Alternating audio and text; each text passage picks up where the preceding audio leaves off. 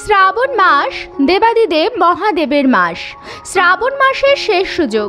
এই মাসের সর্বশেষ ও বড় বৃহস্পতিবারে আপনার বাড়ির চালের পাত্রে গোপনে মিশিয়ে দিন এটি।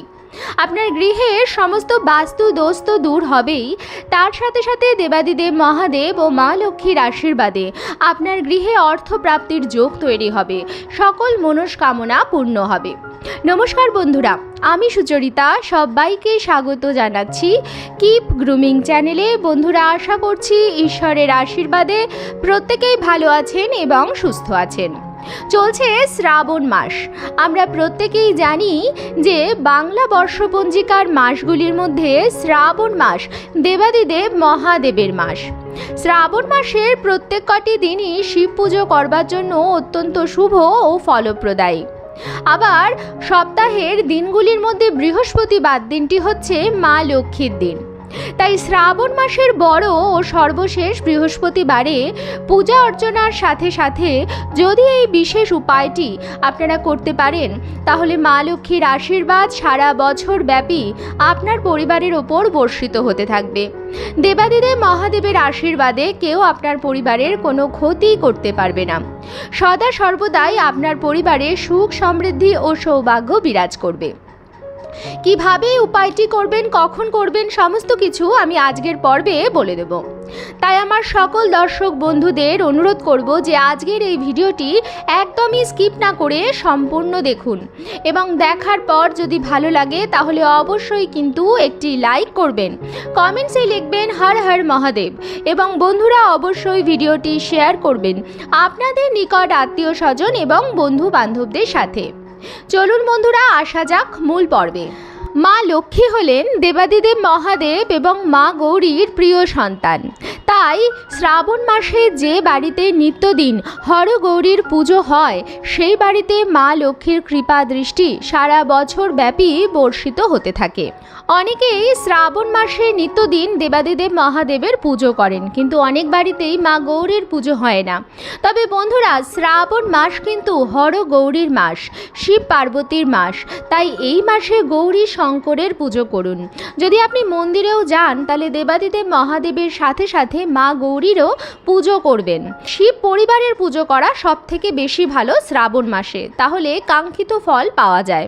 তাই আপনারা মন্দিরে গিয়ে শিব পার্বতীর পুজো করবেন এবং শিব ঠাকুরকে নীলকণ্ঠ ফুল দিয়ে পুজো করবেন। দেবী গৌরীকেও নীলকণ্ঠ ফুল দিয়ে পুজো করবেন, কারণ হর পার্বতী উভয়েরই অত্যন্ত প্রিয় ফুল হচ্ছে নীল রঙের অপরাজিতা ফুল।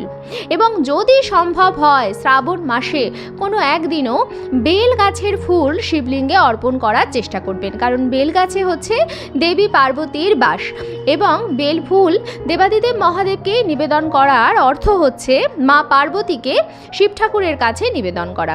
তাই শ্রাবণ মাসে পূজা অর্চনার সাথে সাথে এই নিয়মগুলো অবশ্যই মানবেন আরও ভালো শুভ ফল পাওয়ার জন্য। তাছাড়া শ্রাবণ মাসের বৃহস্পতিবারে বিশেষ করে মা লক্ষ্মীর পুজো করবেন।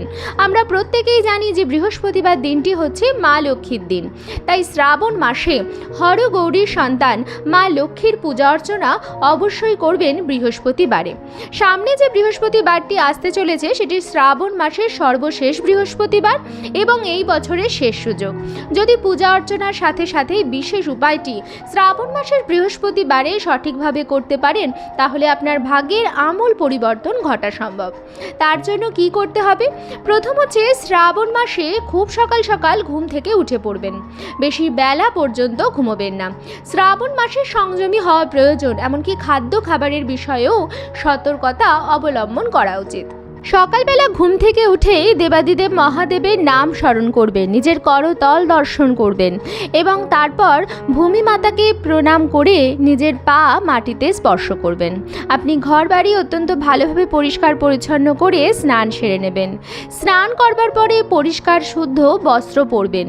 বৃহস্পতিবারে মা লক্ষ্মীর বিশেষ পূজা অর্চনা হয়, তাই ঠাকুর ঘর পরিষ্কার পরিচ্ছন্ন করে আপনি পুজোয় বসবেন। মা লক্ষ্মীর সামনে প্রদীপ ধূপকাঠি সরিয়ে নিয়ে মা লক্ষ্মীর প্রিয় ফুল ফল মিষ্টান্ন অর্পণ করে মা লক্ষ্মীর সামনে আপনি একটি জিনিস অবশ্যই নিবেদন করবেন। সেই বিশেষ জিনিসটি হচ্ছে একটি পাত্রের মধ্যে পান নেবেন, একটি অক্ষত নিখুঁত বোটা সমেত পান নেবেন এবং একটি সুপানি নেবেন।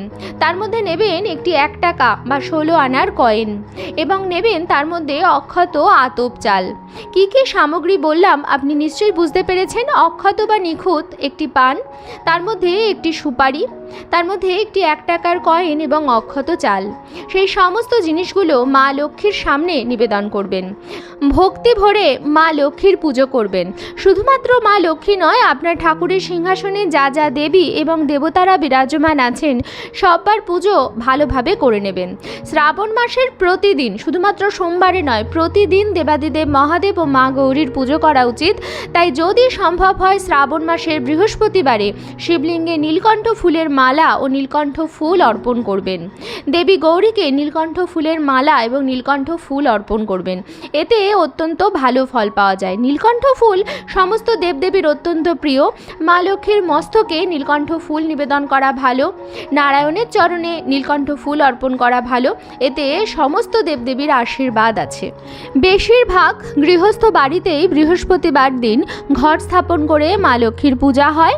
আপনিও ঘট স্থাপন করে মা লক্ষ্মীর বিশেষ পূজা অর্চনা করে নেবেন এবং মা লক্ষ্মীর সামনে একটি পুজোর পাত্রে সেই পান সুপারি অক্ষত আতপ চাল এবং বাজার চলতি একটি 1 টাকা বা 16 আনার কয়েন রাখতে কিন্তু ভুলবেন না। এবং সেই জিনিসগুলির মধ্যে অবশ্যই একটুখানি করে সিঁদুরের ফোঁটা দিয়ে দেবেন। এরপর পুজো হয়ে যাওয়ার পরে আপনি ঠাকুর ঘর ছেড়ে দেবেন এবং কিছুক্ষণ পরে এসে যা যা ভোগ লাগিয়েছেন সেই ভোগ তুলে প্রসাদ সংগ্রহ করবেন। এবার মা লক্ষ্মীর চরণের কাছে সেই পান সুপারি এবং 1 টাকার কয়েন অক্ষত আতপ চাল এগুলি সারা দিন, অর্থাৎ শ্রাবণ মাসের এই বড় বৃহস্পতিবারের সারা দিন মা লক্ষ্মীর সামনে সেটি রেখে দেবেন। এরপর আবার আপনি ঠাকুর ঘরে আসবেন সন্ধেবেলা নিত্য সন্ধ্যা দিতে। যখন আপনি নিত্য সন্ধ্যা দেবেন তখন ঠাকুরের সামনে সকালে যা ফুল আপনি নিবেদন করেছেন সেই সমস্ত ফুলগুলি সরিয়ে নেবেন। বন্ধুরা, নিয়মই হচ্ছে যে সকালে তাজা ফুল ঈশ্বরের পায়ে সমর্পণ করা এবং সন্ধেবেলা সেগুলি যখন শুকিয়ে যায়, মুজড়ে যায়, তখন সেই সমস্তগুলো সরিয়ে নেওয়া। এটাই হচ্ছে নিয়ম। তাই আপনিও সমস্ত ফুল বেলপাতা সেখান থেকে সরিয়ে নেবেন। মা লক্ষ্মীর সামনে যে পান আপনি নিবেদন করেছিলেন ততক্ষণে সেই পানটিও প্রায় শুকিয়ে যাবে। সেই সময় সেই পান সুপারি অক্ষত আতপ চাল এবং 1 টাকার কয়েন আপনি শিবলিঙ্গে ঠেকাবেন এবং তারপরে মা লক্ষ্মীর মস্তকে ঠেকিয়ে সেই সমস্ত জিনিসগুলো একটি হলুদ রঙের শালু কাপড়ে ভালো করে মুড়িয়ে ফেলবেন। বন্ধুরা, পানটি আপনি ফুলের সাথে সরিয়ে রাখতে পারেন। শুধুমাত্র সুপারি, 1 টাকার কয়েন এবং অক্ষত আতপ চাল এই 3টি সামগ্রী একত্রে একটি হলুদ রঙের শালু কাপড়ে ভালো করে বেঁধে নেবেন এবং তারপরে আপনার পরিবারে যে কজন সদস্য আছে সবার মাথায় সেই হলুদ শালু কাপড়টি ঠেকাবেন। বিশেষ করে যিনি আপনার বাড়ির আয়কর্তা তার মাথায় সেটি ঠেকাবেন এবং তারপর সেটি নিয়ে চলে আসবেন আপনার বাড়ির রান্নাঘরে। রান্নাঘর মা লক্ষ্মীর স্থান, রান্নাঘর মা অন্নপূর্ণার স্থান।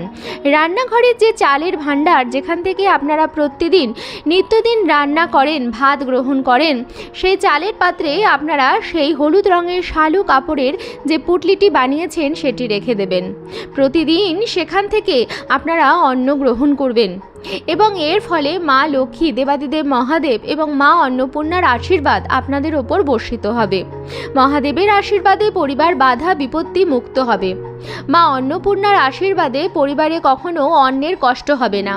মা লক্ষ্মীর আশীর্বাদে আপনার পরিবার সুখ শান্তি এবং সমৃদ্ধিতে ভরে যাবে। তাই বন্ধুরা, শ্রাবণ মাসের শেষ সুযোগ, শ্রাবণ মাসের সবথেকে বড় এবং সর্বশেষ বৃহস্পতিবারে এই বিশেষ উপায়টি অবশ্যই করুন।